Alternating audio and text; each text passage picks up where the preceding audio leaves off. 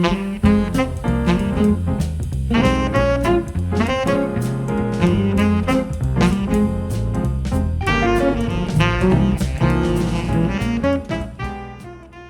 to the Innovative Hotelier, brought to you by Hotels Magazine. I'm your host, Robin Trimingham. Over the last 2 years, we've frequently heard about hoteliers all around the world struggling to attract and retain staff. Now that the pandemic's over, I thought it would be interesting to take a look at some of the HR issues that boutique hotels and independents are experiencing, and to take a look at some of the HR trends in 2023. My guest today, Joan Sanz, is the founder and CEO of Chartok, a hotel operations software company based in Barcelona. And he's here today to share some strategies for improving efficiency and keeping staff engaged. Join me now for my conversation with Joan. FOH is a global food service and hospitality company that manufactures smart commercial-grade solutions. Headquartered in Miami, the company designs and manufactures all their restaurant and hotel products. They have showrooms and distribution centers located throughout the globe, and their products are always in stock and ready to ship from any of their distribution centers worldwide.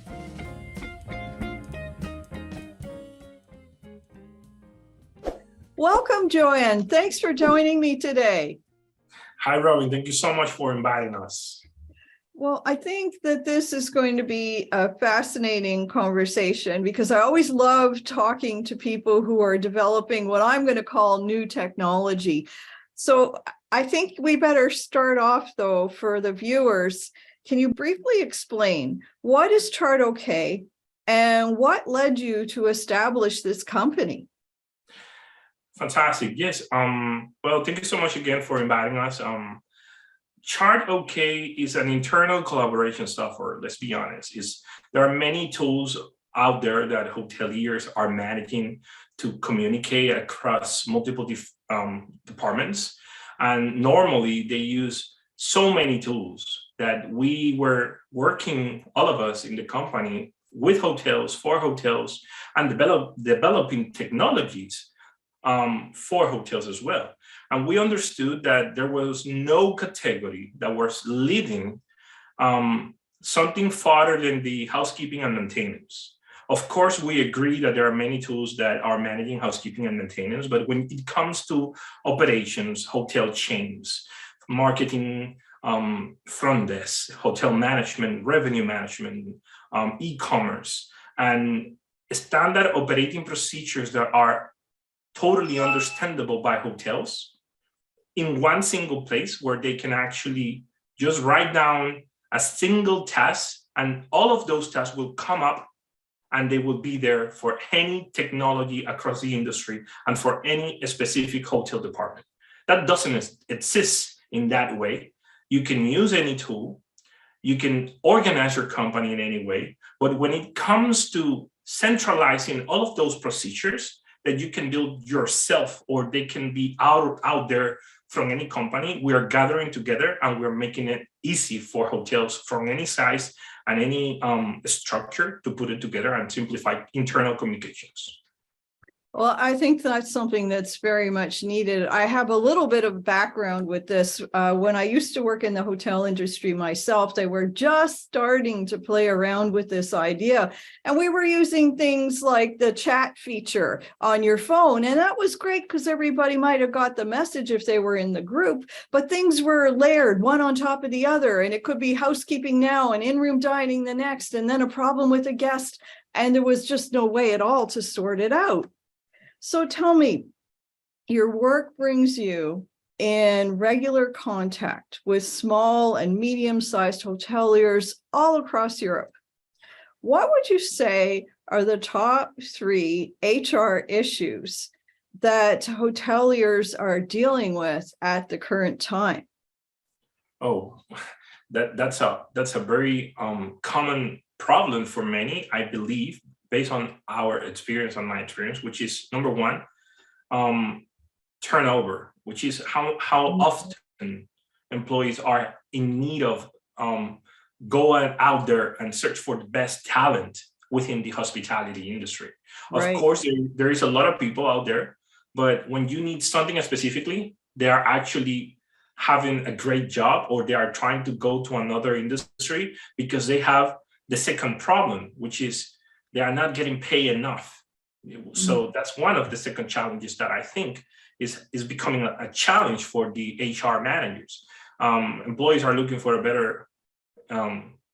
salary, let's be honest. And that's the second one. And the third one I will say, which is connecting everyone on a daily basis, because there is a percentage based on many industries, which says that 7 out of 10 people don't have access to an internal corporate email or a PC or any other kind of technologies. So basically, that's a very important challenge right now. Yeah, you're absolutely right, because if you don't have a frontline job or one of the office jobs, then you're moving around the hotel all day long. Where would you put the laptop? It really has to be something that works, with your phone. I read a recent article when I was getting ready for this interview that you said, basically, a hotel manager is now like a college dean, in that you need to handle technology, train staff, and manage the well-being of others all at the same time. Why do you say this? Yeah, well, actually, I'm a teacher today, and I work in the education industry, and I see professionals within the education industry having to become more and more like not just a teacher, or they are more like a manager. They have to also train people how to better communicate on a daily basis. And of course, when you hire someone, there is a whole process where you need to train them to speak the same language and the same communication that happens inside an organization, which is a new structure, new tools to get trained on, new technologies that they use, which are totally different across multiple hotel categories or hotel accommodations or size. And that becomes the challenge for the hotel manager, which is the responsible or operations, because let's be honest, sometimes the HR manager is the same hotel manager, or the hotel manager is the HR manager. They hire people, they train people, they motivate people, they teach people. So that was something like an example I was trying to transmit with this publication I made, because of course they are not just a hotel manager. They pay bills. They connect with the accountants. They have to pay taxes at the end of the month. There are so many things at the same time, and they need to learn math. They need to learn communications. They need to learn emotional skills. Oh wow, emotional skills. There are so many things that a hotel manager, hotel operation managers, they need to handle. That was one of the main reasons why I came up with this idea. I think that's an excellent insight, because some of us, we come from the big brand world, where HR is on one floor, one wing of the hotel. And of course, the general manager is in a completely different place. And maybe they touch base once in a blue moon. But you're right, that's not the same thing in a boutique hotel, where the hotel manager may be doing all of the HR functions and 3 other jobs all at the same time. And even more now, because if you think about how many people have not stay connected during the pandemic with their jobs and they left this industry. Now the same hotel manager is having more responsibilities because maybe the HR left, or maybe somebody who was in charge of something is no longer working at the organization, and they have assumed this responsibility that is on their shoulders. So totally, you're totally right. So let me ask you another question then. How would you say all of this is impacting guest categories such as leisure and wellness? Is that having an impact on staffing? Oh, 100%. We have been managing communications for hotels within the last 2-3 years, including the pandemic time. And we have seen some employees switching from industries.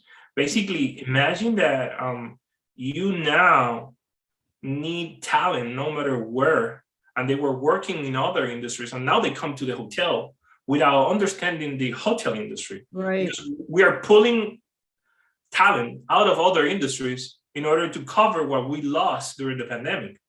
So that's one of the impacts that which is happening. We're having people from industries that were not even close to hospitality, because people that was working in hospitality is no longer thinking to come back. So that's one of the direct impacts. We can see that they are hiring people from HR or people from psychologists, people which were psychologists or people that were teachers, and all kind of people which was just rethinking what to do during the pandemic. They're just exploring traveling around the world. And one of the easiest jobs to get when you travel is in the hospitality industry. So you are hiring people from abroad, which is not close to your local culture, which doesn't understand your language 100%. And so there are so many challenges that are happening right now, which is something that is transforming the industry in some good way, but also is having some challenges in this at the same time. You know, another excellent point, because, you know, in the EU, it's very easy for people to move from one country to the next, from one job to the next. And that's something in North America that I think maybe we lose sight of, because we tend to work a lot, you know, inside our own country. With all of this, before the pandemic, we had a situation where hotels, they were all about training. You know, everything was, oh, you're going to go for another training for this. Oh, there's a new session for that. And then during the pandemic, of course, except maybe for health and safety, all of these things, they got put on hold.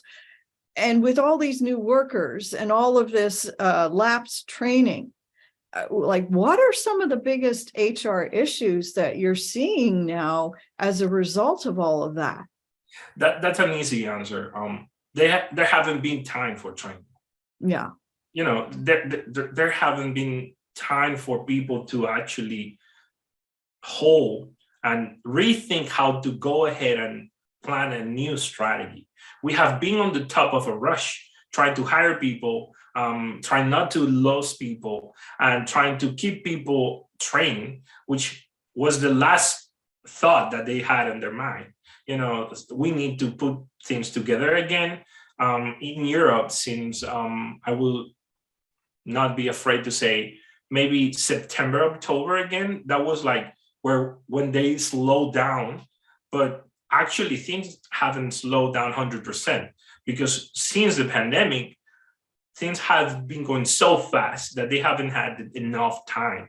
Of course, training is going to come whenever they have steady operations, which I think they haven't had that time. And once that comes, is when things will start happening again. Like that's what you just said. Let's train people. Let's prepare education, not just online education. I think in real life education, in real world, sending people to get together, bringing trainers to the hotel and train people in real time. I think that's what's going to happen next in that sense. You know, I agree. That's absolutely the best way. You're making me think of another question that I'd love to ask you. I've been hearing a lot that a lot of the old hotel brands, some of the boutique ones, they're all being bought up in Europe at the present time. So I would imagine that also is having a big impact on HR and things like training. If you have a boutique that's suddenly coming under a brand logo for the very first time. Yeah, well, I mean, in Europe, which I'm based in Spain right now, I'm based in Barcelona, we can see that it's starting to happen that these brands are rethinking how to work in the future as independent hoteliers, or potentially having a very impactful brand. And I think, for example, I just heard an idea the other day. Sustainability is something that some brands are looking to put together to their brands. Like, so if somebody comes with an amazing and powerful message when it comes to sustainability and other things that are actually important for those small hoteliers. I think that's when the change will come. But if they don't have any value or anything new that will adapt to the new future of the tourism and how to deploy easy technologies, for example, something that doesn't become like a legacy industry full of old technologies, you need something to convince hoteliers, which are independent hoteliers. You need something innovative, but at the same time, adapted to this new era of the hospitality. Established in 2002, FOH is a woman-owned global food service and hospitality company that manufactures smart, savvy, commercial-grade products, including plateware, drinkware, flatware, hotel amenities, and more. Driven by innovation, FOH is dedicated to delivering that wow experience that restaurants and hotels crave, all while maintaining a competitive price. All products are fully customizable, and many are also created using sustainable, eco-friendly materials such as straws and plates made from biodegradable paper and wood and PBA-free drinkware. FOH has 2 established brands: Front of the House, focused on tabletop and buffet solutions, and Room 360, which offers hotel products. Check out their collections today at fohworldwide.com.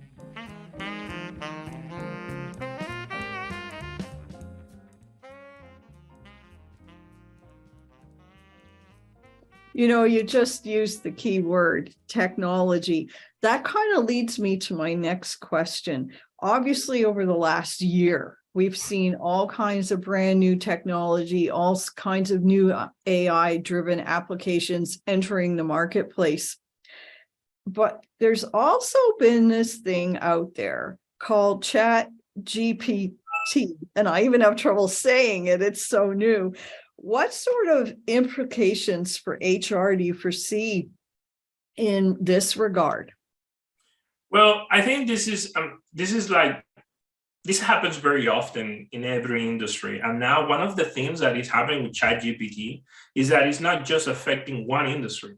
It's covering every industry around the world. If I speak for just hospitality, I won't be right, honestly.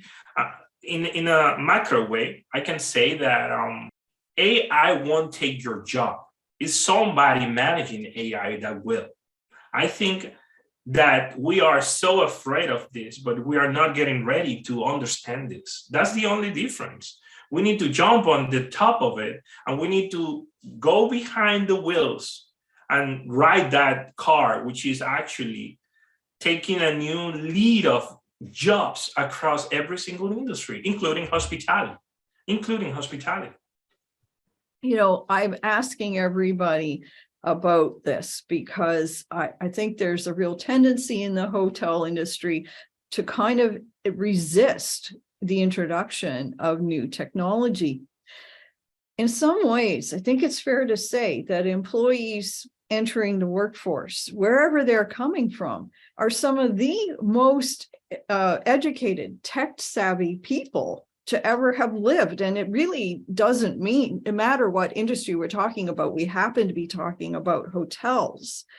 Why do you think then that it's even more essential for employers to provide meaningful work for these highly skilled people?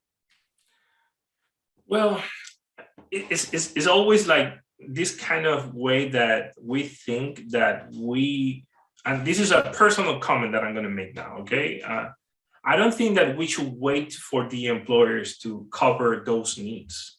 As employees, we need to find those answers ourselves and train ourselves, because if you wait until the employee has the knowledge or the skills or the time or the investment for you to do it, you're going to go out of the market as an employee. So this is a message for people who is out there.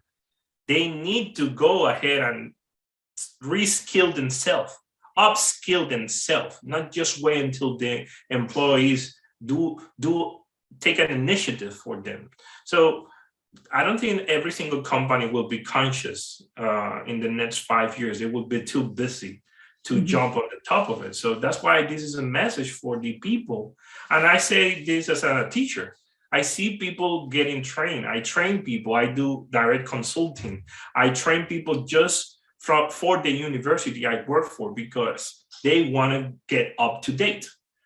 Individual people, not companies, and also companies, but more people than companies are approaching to us. So I see that as a really, really smart way to take advantage of this situation right now, not just waiting the company, you taking the lead. Yeah, I like what you're saying. I think I agree with you. I think we all have a huge personal responsibility to keep pace with the rate of change, to be continually challenging ourselves to grow and learn and to be everything that we possibly can be, whether or not the employer that we are currently with is state of the art and cutting edge in these respects or not. And right now is even easier than ever, because right now there are so many free resources that there were not out there even before the pandemic, which is just for 3.5 years, something like that. And just also to mention, I have seen people at all ages getting trained. So I encourage also people who is thinking that they are out of the market because of their age, which is not true. I know so many great people, which is senior people, which they already understand this. And that's why I say this. I have seen people which is highly skilled in so many things because they have so much year of experience that they outbid anyone else out there, which is 20, 30, and that's something amazing in that sense. Yeah, speaking on behalf of older people, I completely agree with you. Sometimes older workers really have the advantage because we've been through all the ups and downs and the pitfalls and the making the mistakes along the way. And we value work. We like being engaged. We like being busy. And you're absolutely right. When an older person decides, you know what? I'm going to learn this. I'm not going to let this get the better of me. That's a person who is highly motivated, and that's a person who makes a fantastic employee. Totally. So let's turn this around for a minute and talk about the other side of a couple of these things. Okay. When people don't fit in, when employers don't take care of employees, when there is a big turnover. And it's kind of regardless of whether you've had to let staff go for whatever reason, or whether people have left on their own to seek a better situation. What's the real cost of all of this? What does the organization lose in terms of economic productivity every time you have to retrain somebody? Well, there are KPIs right now that we are actually measuring based on every single task or every single action which is made by a person, how often can be automated so their staff can be more productive. In that sense, we are measuring every day how people is actually more, I don't know how to say, more hooked to technology and waiting for technology to do more. For example, we have heard of staff asking us for things they usually do that they want the technology to be able to do so they can have more time to do better their things, which means for us, and this is a great question, that they have no time to do what they would like to do very often because they are too busy handling too many things, and that doesn't allow them to work actually or do something they actually enjoy. Like this is part of something which is within comes with the emotions of the employees in that sense, because they have expressed, I don't have time to do things because I have to be busy doing those things. So I think one of the challenges that the employees employers, right? They need to handle is how to keep their staff doing what they like to do, not just what they want them to do because they don't have enough resources. I don't know if that answers your question. No, but that's a very interesting perspective, because you're right. In a hotel legacy system, if you have to do all the data entry manually, if you have to generate reports manually, that's incredibly time consuming, and it doesn't free you up to spend more time with the guest, with the customer, with making sure that rooms are ready when they should be, and all of those kinds of things. Yeah, but at the same time, the same problem is happening because there are less people working at the hotel. So you have more work because there's less people at the hotel. So basically, you have to handle more things because there is less trained people, because nobody else is next to you helping you, or those juniors that were out there trying to help you are no longer interested in the hospitality, and this is the time that they are actually coming back, because they saw no future during the pandemic as youth professionals. Now we're recovering those students, those young generations jumping on the top of the hospitality industry. But before, you had a lot of very highly motivated people with a lot of energy, ready to do anything. But now you have 20 years of experience, and you have to do things that you were doing 20 years ago when you had people that were getting trained for those reasons. So that's one of the challenges right now at the same time. One of the problems that hoteliers face in North America, and I don't know if this is a thing in Spain or not, but sometimes, finally a new piece of technology will get introduced, and employees or the unions will be very, very suspicious, very, very reluctant to embrace this, because they see this as something that is going to take away jobs or take away the old ways. What would you say to a hotelier that's facing these kinds of issues? Are you talking about ChatGPT, for example, right?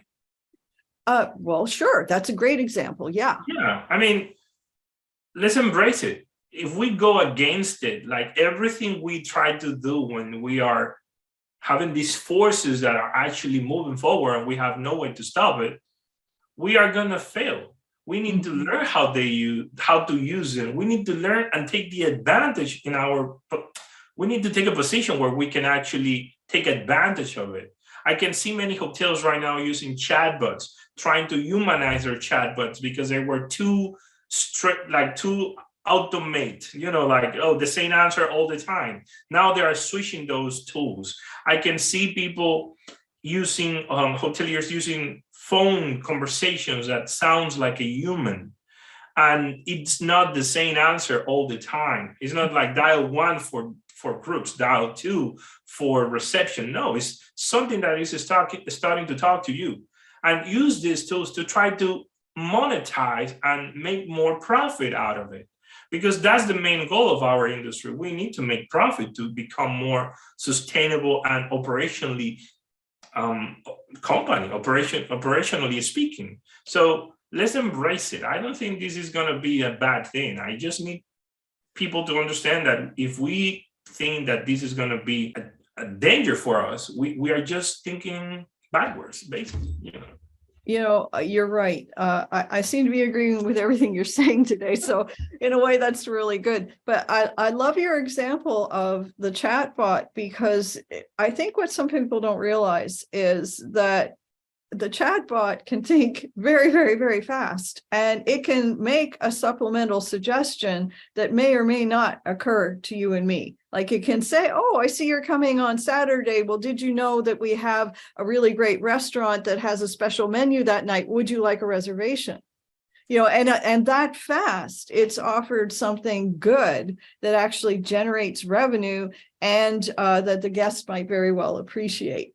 Let me be honest with you. I think chatbots are great, but the population around the world is becoming older. Let's be honest.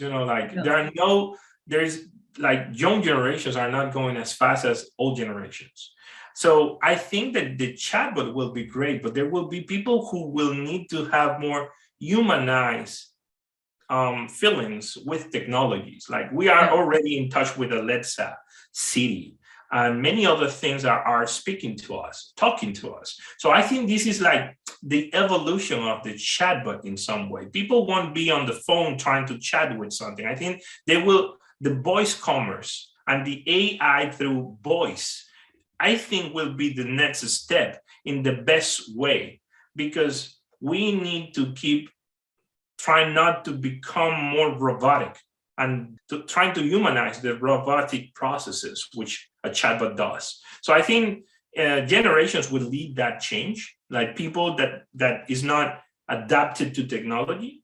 So in that sense, I think, of course, selling more or offering better things, but with a human touch in the future, not just chat and something that you know is a bot. In the future, I think we will talk to things that I will really think they are humans, but they won't be, so. I think you're right.